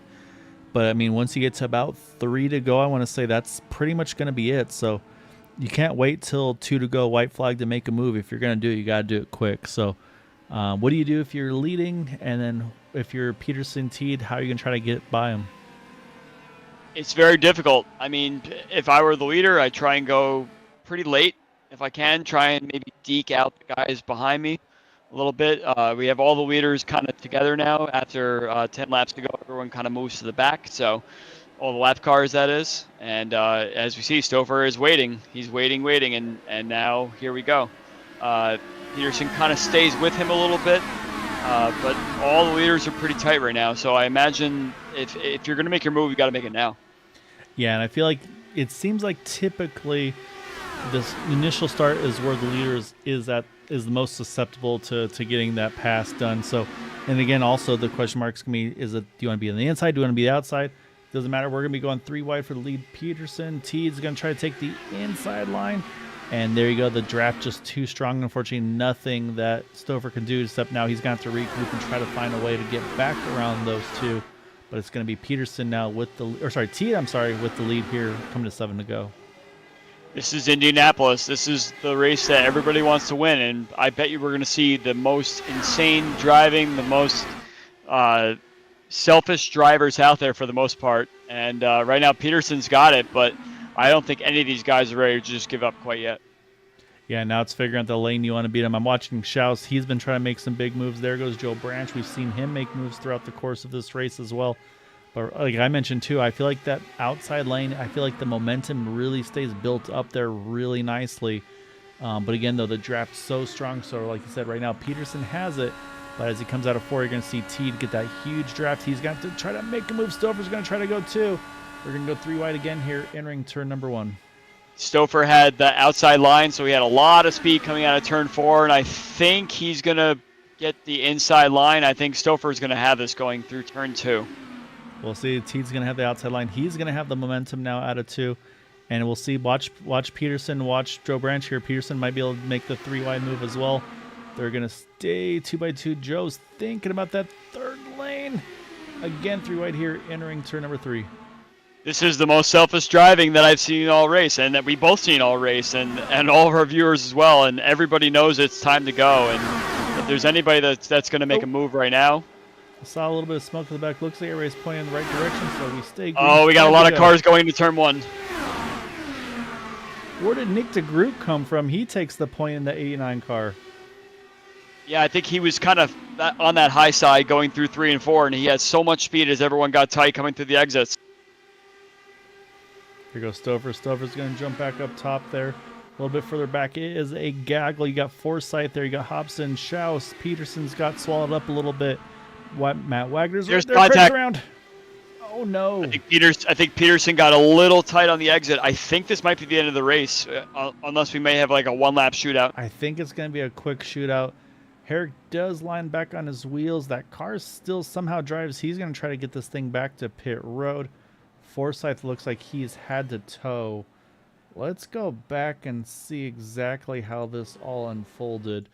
Because, yeah, we just saw Craig snap around. I'm wondering, was there contact, or did he maybe just... Yeah, Peterson had contact with him, because I think he tried to take the line away from him. Oh, yeah, you can see it right there. Try to get a slightly better angle. Here's a good shot of it from the back. Yeah, they kind of... Craig was trying to go up, and Peterson was maybe trying to keep it pinched down a little bit, and surprisingly, actually, it was the inside car that happened to. And then you can see behind there, I think, saw one car with maybe a little bit of nose damage. And once again, Daniel Durazo, he's going to have quite the view in front of him. We'll check that one out as well. But I think I saw one car with a little bit of nose damage. It was Schaus, wasn't it? No, I don't think it was. Or it might have been Wagner, actually. Wagner's missing a piece of his front wing right now. Okay, so maybe Matt. And there's... Oh, no, it's the further back. Who is... Oh, Casey Putsky. Putsky, yeah. So, all right. So we're going to go back here because I want to see this from Durazzo's point of view because this is going to be pretty wild as well. Here, we'll go at speed.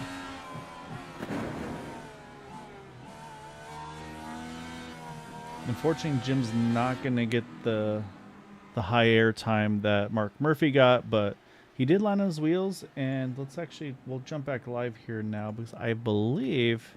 I think we should watch the move that DeGroot put on. Yes, that's actually a really good... That's something we really need to check out because he came off turn 4 in an incredible way, and just there was nothing holding him back from taking those spots. So we're gonna follow here DeGroot. So we'll pick up and say, unfortunately, I'm not able to go back lap by lap, but what we'll do is these guys are gonna run super fast right now here, Andrew. We're going to run a little fast forward here. A little bit of slot car racing. Yeah, a little slot car racing. And we'll watch Nick DeGroot. These guys going about 300 miles an hour or so at the moment with the fast forward. But then, yeah, like you said, I mean, yes, I mean, he's sitting in about 6th or so place. And so I believe is this next lap or so here, like you mentioned. And the thing I've mentioned at one point before, there's this Nick DeGroot line that I like to call where he can just run higher than everybody and then, like you said, get the clean air and get these crazy exits. So I think it's not this time around. It's going to be next time around where he gets this huge run out of 4. So, again, apologies I can't go lap by lap. It would be a lot easier if I could. All right, I'm watching, and we got some time still, so right. Keep it going. So, but I believe this is going to be the lap. So he's going to get around Hobson here. Or are we going one more? Yeah, so it's actually one. There's the contact I saw. There's one that got the wall there. And actually, no, that's actually right where it was. He just kind of slotted the middle. He's done so much clean air coming through turn 4 there that just it all opened up for him. Yeah, so we'll watch this now at speed here. Actually, let's hop on here with the roof of Nick DeGroot. So these guys are all watching each other. Like, all right, we're gonna block this. We're gonna block this. Nick's like, all right. Oh man, that is needle threading and then some. So we're gonna jump back live because they just got the one to go, and you're exactly right here, Andrew. It's gonna be a 1 lap shootout because we're 2 to go here. We're gonna restart in 1 lap. So what do you do now if you're Stouffer? Again, we saw him wait last time by. It didn't really work out for him. He still got swallowed up. This is... You want to try to catch him Here's sleeping. The thing. Yeah, I was ready for this because it was to go late before and try and see how much that actually worked out. Wagner is... I don't know what just happened to him. I just happened to be on board with him, and he kind of went into the grass a little bit. But anyway, if I were Stouffer, I would go early now. Just catch everyone sleeping and try your best to just get the best advantage going through 1 and 2 and hope that there's not enough draft to come through turn 3 and 4. I think that's the best thing you can do. Of snaking. I think your best bet's to go early, catch everyone sleeping, and get that advantage as best you can and snake, just like you said. So I think that's the best move for him. Let's see what he does. So it looks like I think he's hoping for an accordion here because it looks like he's gonna wait because he's yet to go. And so we're gonna watch here on the far chase right now. Us at the start finish line. Now he's down and away, and yeah, DeGroot is all over him here. It's very tough to do the late start because all you're doing is making it that much easier for guys that are back in P3, 4, 5, and 6 to even have a run going down the back straight. And as you see, it's all bottled up now. Yeah, so again, this is the white flag lap, so Stouffer's going to have to protect here on the inside. DeGroot's going to get a great run here, and then we'll have to watch a little further back. Look at Schaus here. He's going to try to make some big moves. He could grab a podium after all this is said and done. Now it's going to be who can get the run out of 3. Oh, T gets a lot of dirty air through Branch, and T loses a lot of time there. So now it's just 5 guys going for it. All right, so now it's about who can get the best draft here. You can see Stouffer, he's trying to protect all he can. Watch for... Oh, my goodness, it's going to be... I think DeGroot there. Oh, at the line, a little bit of bump from the teammate. And I think it is going to be Nick DeGroot there getting the win. We'll go back and we'll check. And you saw Stouffer, he tried to run as low as he can to prevent the draft. But let's take one more run here down the start-finish line. We'll get a better shot of it. And you can see right there, he jumps to the inside, tries to block as best he can, and he tries to jump back up top there. You saw DeGroot try to react there. I mean, they were as tight as they could be. But then at the line here, as they already went past the bricks there. But I mean, you can see here a little bit past the bricks though. But you've got DeGroot there by pretty much a nose cone. And so yeah, so that's going to be a tough one for Stouffer. But again, though, I mean, these things, the way the drafts are, it's just so hard to get. So it is going to be Nick DeGroot getting the win here tonight, as he is going to jump at the start-finish line and do some celebrating. I'm my biggest thing on that last couple of corners is the fact that Branch was able to hold on to third, because he had no help coming out of turn 2 whatsoever. Everybody kind of snaked down towards the inside, and there was absolutely no draft that he had, and somehow he was able to keep that advantage over T going through turn 3, and T had nothing he could do there. He just got so much dirty air from everybody that was ahead of him, and Branch was able to keep that third spot. So very, very lucky for him.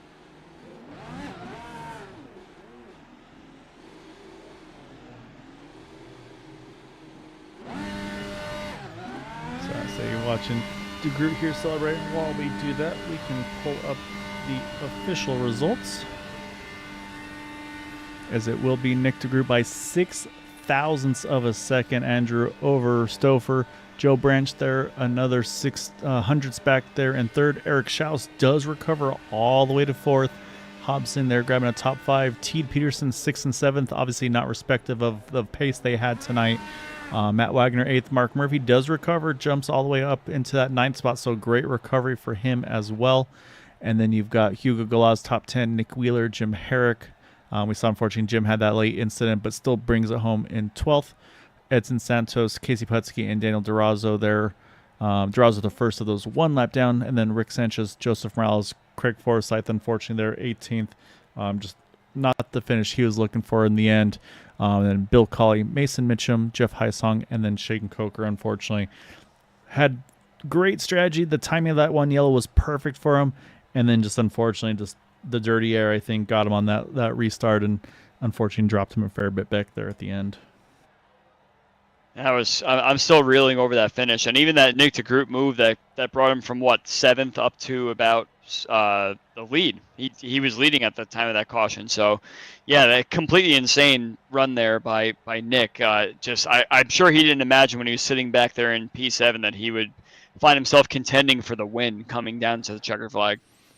Yeah, saying that's going to be one of those fun things that we're going to get to bring up and ask him about. However, though, we're going to kick it off with Joe Branch first, if it lets me. There's Joe. All right, so now we got to hunt him down here to have a chat. There we are. All right, Andrew. So we're going to pull Joe on in over here. Finishes in third after starting 10th. Joe, there was a lot of strategies tonight for pitting early, pitting late. The beginning, and I don't want to step on Andrew's question, so I'll start with that one. How did you guys kind of determine the strategies with you and Chris there towards the end for maybe pitting together or offsetting by a lap or two, or is it just each of you are like, I think this is my best way of doing it? How are you guys kind of managing that one tonight? We were gonna pit together, but then we got a run where we got to run together and swap for 6 or 7 laps, and that was working fine, but I didn't feel like we was flying. So then once he pit, I ran 1 lap to see what my lap time was, and I was like, oh, this ain't gonna work, and then I pit immediately. So. Yeah, I had tried to call it that you guys were going to offset by a lap or so that Stouffer would pit first, and then you would pit the lap after, so you don't step on each other and then try and meet each other on the pit exit there. But you did go that 1 extra lap, which kind of threw that off a little bit. But it seemed like you might have had perhaps a pit stop cycle there that wasn't really the quickest, so you lost a little bit of time. But my question for you actually was, kind of watching how things were going for the first and second stint, it seemed like you were the best at finding the clean air, particularly on the inside, but you really couldn't get a lot of advantage there. So I'm wondering if the way the car was set up, if you had some difficulty just trying to find the best way on the inside. Was clean air the best there, or do you think that it was just a matter of trying to stay high and gather the most amount of speed going down the straightaways? I think the low line has the most grip now. So if you can just get a wing, get air on a wing, then you can get some grip, stay in the draft. I don't love the high line, but there was plenty of times if the car was in front of me that I'd kind of cross over the wake by taking a high entry. But I think gone is the days, at least with this setup for the last couple years we've had, where you could just run super wide and keep momentum. I think it's a little more realistic now that they've changed the grip levels. Well, it's actually interesting you say that because I was just talking right before we pulled you in here about how on the last lap you were stuck on the high side coming through two, and you had absolutely no help whatsoever going down the back straightaway because everyone was trying to keep it very tight. And you somehow managed to keep that position going into turn three, which allowed you to kind of keep that momentum going on the high side. So I think the high side worked for you in three, not so much in turn two. And did you feel like you might have lost something there when you're coming down the back straight, coming out of two there when everyone was on your inside? I knew there was people down there. I was not wanting to get freight trained, but then I was able to keep my foot in it from exit all the way through three. And those last 10 laps, a cloud came over and the track started to cool, so we had more grip than we had the entire race. So was able to get the Catalyst 317 machine on the podium, so it was a good run. Stouffer had a disappointing second, so he may not be as excited about his finish as me. But Yeah, those are always tough interviews, and I'm saying you beat me to the punch though, because I was out of. I don't know if you have any other people you want to give some love to before we get to that potentially awkward conversation with your teammate there, Joe. For any other thanks and shouts for that podium tonight. just Team 4D Racewear, Catalyst 317. Appreciate the support, and on to next week. What's that? Chicagoland. See you there. All right, great job tonight, Joe. Look forward to seeing you again soon, sir. Good job, Joe. Thank you. All right, Well, like Joe mentioned let me here. just say really fast. We're watching Joe's slow-mo cam there on the camera, and as he was thanking everyone, at some point he lost his piece of his front wing too, which I guess we missed along the way. Oh So no, that was it was post race. He and Stouffer okay, got together yeah, entering turn one. So, but Joe kind of alluded to it here. This is one of those races I feel like, Chris, where second place usually good, probably not so much tonight. And I feel like, unfortunately, just the story of the night was restarts, because it's just the draft is so strong. There's really not a lot you can do to protect at the end. I mean, what is there anything that you could do differently, or is it just other than almost kind of just wind up trying to wreck the guy to do it, to hold the spot? I mean, it's a tough position to be in, I'm sure. I mean, take us through what what you think was the options. Well, you pretty much nailed it. I mean, I did everything, pretty much everything to a T that you could possibly do. Went as late as possible, block the inside. We're side by side going down the back stretch. I have the inside, um, into three. Almost had. I thought, I don't know how close we were coming off of four exactly. I did look at it, but I didn't remember that. But yeah, I mean, he was behind me. That's right. I'm weaving, and he was still able to get me by what, 0.006 or something like that. So I mean, made it interesting. I'm certainly, I feel like he stole this one from me. He came out of nowhere, and all of a sudden, he won the race. But that's racing. That's Indy, right? yeah. So I should ask you the big question I'm curious about is how did you feel when that caution came out with about 10 to go? Because you had a pretty commanding lead. It seemed like you had the best pit stop compared to everybody else that was running up front there. You and Craig were kind of working together and trying your best to just kind of pull away from everyone, even though Peterson was very, very slowly creeping up on you. Do you think that just because of that gap you had to the guys that you were battling all race long, that perhaps that was the opportunity you had to get a good finish there, sorry, to get the win, as it were, or do you think that perhaps there might have been more of a challenge if those guys had caught up to you? Um, I don't know that it would be more of a challenge if they would have caught up to me. I mean, there's other factors like I believe we were catching a lap car right before that caution came out, and we noticed, me and Craig noticed that they were creeping up on us, and so he was, he wasn't going to hold them up and get in their way and let us race it out. So there's some variables there that you just never know. I think that, in the end, it would have been, those three cars running for the win at that point. Um, you know, um, had I feel when I saw the cautions come out, I certainly didn't want to see any cautions. I was happy where I was. I was up front most of the night, and at one point early in the race, I did hit the wall pretty good, and had to use my fast repair on the first pit stop. Um, but at that point, it was just, we're all in the same strategy. Fuel saving didn't really matter, so it was just all out. So just tried to get up there, lead laps, have fun. It's a bitter one to lose. It was a close one though. Yeah, so this is one of those ones. I mean, obviously you look at points and all that, but yeah, this is one of those ones. There's definitely no points being looked at on that, unfortunately. But either way, though, Chris, I mean, still you like I said, like Andrew's saying, I mean, you were on it from start to finish. Like I said, the pit strategy was spot on. You guys had a really you were so close, probably just a couple tenths away from breaking that draft at one point too. So, yeah, definitely nothing to hang your head on, man. It's tough, but again, I think it was a great job by you, managing everything you could. Just yeah, unfortunately, those restarts are there's not a lot you can do with that as a leader. It feels like just again how strong the draft is, but.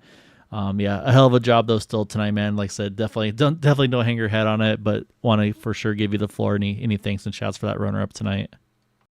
Shout out to 40 Racewear. I got 40racewear.com for accessories. They got nice boots, gloves, things of that nature. And Area 51, you guys up here in the booth. Thank you for broadcasting us.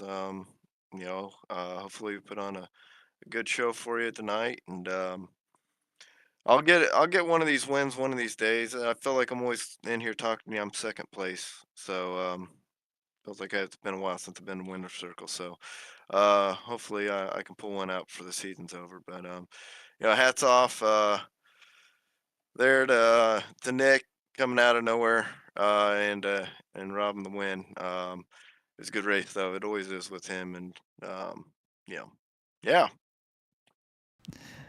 Wow, great job then, Chris. Yeah, look forward to seeing you back on the podium here soon, sir. Thank you. All right, that leaves us one driver left to chat with, and I don't want to. I say I'm not gonna spoil any questions on this one, Andrew. So I'm gonna have you lead it off on this one for Nick. Ooh, that's a switch. Okay.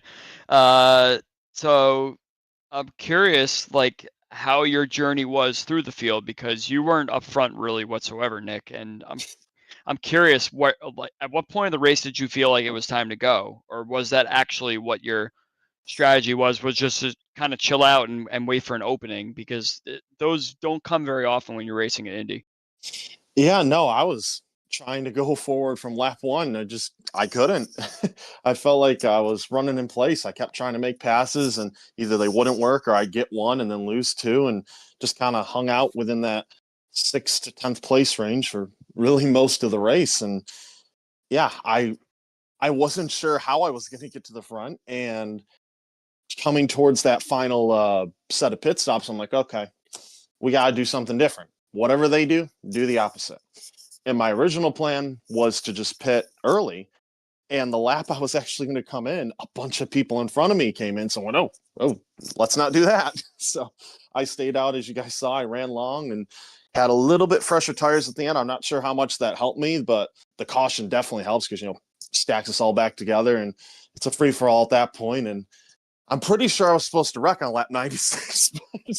It was a crazy race. I did not expect to be there at the end.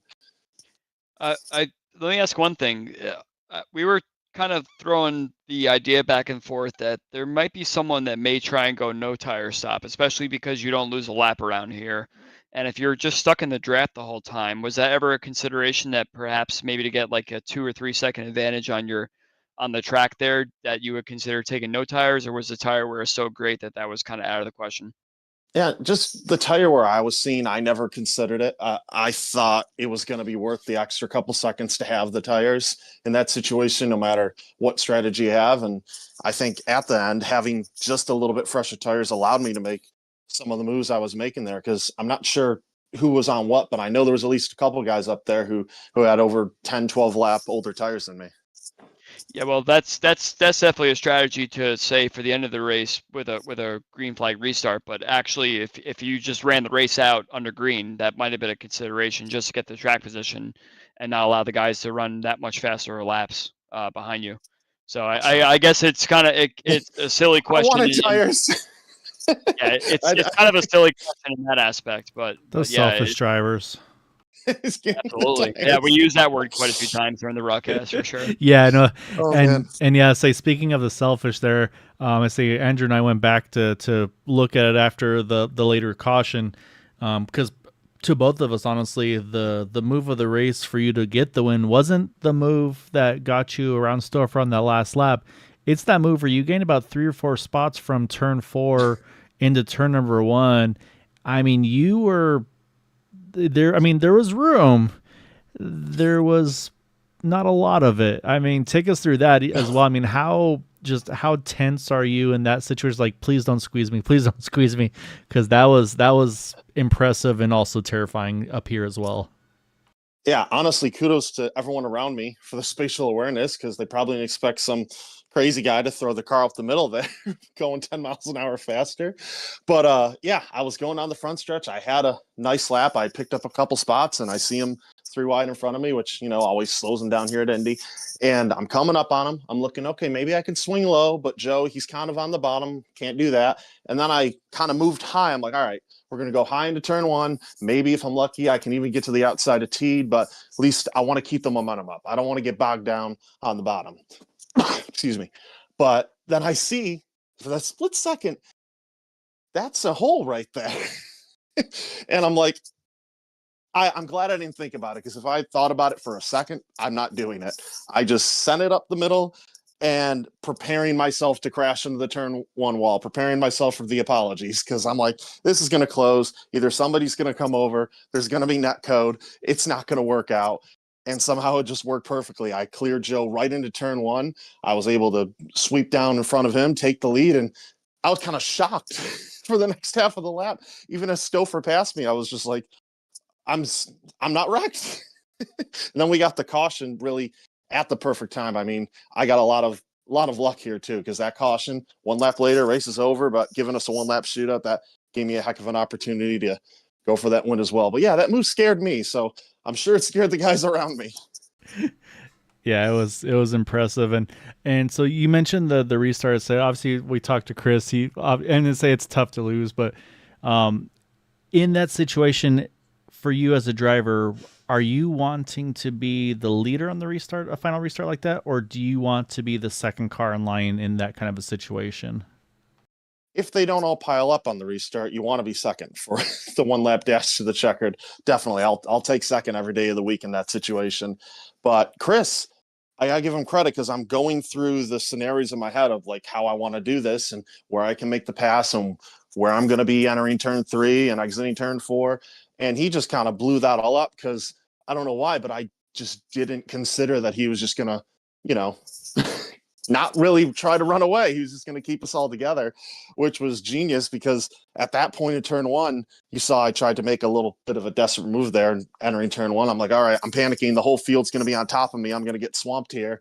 And luckily I was able to slot in right behind him to get that run down the backstretch to kind of keep them at bay. And then exiting turn 4 with Joe, he was coming. I kind of had to come down on him a little bit. There was barely a car length there. I'm like, I got to get behind him. I got to get a sniff of that draft, or there's no chance. You got to get that momentum out of turn 4. So in all these situations, I had just what I needed and nothing more. And at the line, I don't even know how close it was, but it looked like it was only a couple thousands. It was 6,000, so you were spot on there. But yeah, I mean, there was a lot happening here at the end, and yeah, it was a hell of a job for you tonight, Nick. And I mean, I love this track. Yeah, and I'd say no, so this track's definitely treated you well, and I mean, you've got a knack on these things where just you find the right move at the right time. Or we always kind of say like never count Nick out, because even if it doesn't look like you're going to have a good race, it's like you always find a way to pull something out, more like 9 times out of 10. So no, hell of a job tonight, man. Go enjoy this one. But before we let you do, as always, definitely want to give you the floor for any thanks and shouts for that win this evening. Yeah, thank you guys, and thank you, Chris, and everybody there. That was just an awesome race to the finish. And I've done hundreds of races here, been a part of dozens of photo finishes, maybe more, and it never gets old. Even when you're losing, it's always exciting here. So I love this place. I'm hope my team's happy, because I haven't really given them the checkered flags this year. First win of the season, but no better place to get it than Indy. So thanks to everybody who continues to support me here at Factory Back Motorsports. Excuse me again, from motorsport.com, covimore.com, Campus Shoes, and just everybody else. It's awesome to get a win. Now I want to go get another one. All right, man. Well, go enjoy this one, and then we'll look forward to seeing you try to grab some more and see what you can do the rest of the season, man. Congrats again. Thank you, guys. Congrats. Thanks. All right, Andrew, that is our race winner as we watch him do some more donuts. Man, I mean, wild one tonight, I feel like is the best way to describe it. We had the 3 cautions throughout the course of the race. Obviously, unfortunately, the one big one kind of right during the pit stop cycle really shook things up for a lot of guys, and the two late ones. But yeah, I mean, the whole point of it, Stouffer was up there a whole bunch, Hobson, Teed, Peterson. It just, you just didn't know. There was no knowing where you had to position your car in those closing stages to try to win this race. And like you said, too, everybody's getting really greedy at the end. And so Nick put a big gamble, and it paid off. And that's why we see him celebrating right here. I mean, you could just hear the passion in pretty much all their voices. Maybe Stouffer is a little bit upset, but there's still a little bit of this is the track that everybody cares about. It's not really a season opener, season finale, a critical point in the championship at all. But Nick said it best there, that I want to win Indy. It's just one of these tracks that if you know you're good at it and you know the best way to get around, this is the best one to go for that win that you've been longing for many races now. And it kind of, you can almost kind of see the championship momentum is swinging a little bit, and some guys that have been dominating all season are now kind of on the back foot a little bit, where they felt like they might have had a buffer, but other people are coming into the fray now, and that just means that this is going to get more and more excited as we continue on. Yeah, and I'm looking forward to see the rest of the way the season goes. Like I said, it sounds like Chicagoland's going to be up next, and it's going to be a lot of more exciting racing to come. And we got a couple short tracks still on the schedule of Phoenix. I'm looking forward to it. And I can tell you that Eric Schaus did close that gap a little bit more in Mark Murphy. It's down to 50 points between the two of them now. So, and then it's a tie for third with DeGroot and Wagner. So so definitely don't count any of them out either. So it'll be fun. Andrew, as always, man, it's a pleasure doing these with you. Looking forward to getting back in the booth with you soon. Everybody that watches and supports us here at Green White Checkered TV, really appreciate you all being a part of this, and too makes it a lot of fun to put on the show for you. So until next time, as always, though, take care, stay safe, have a good night.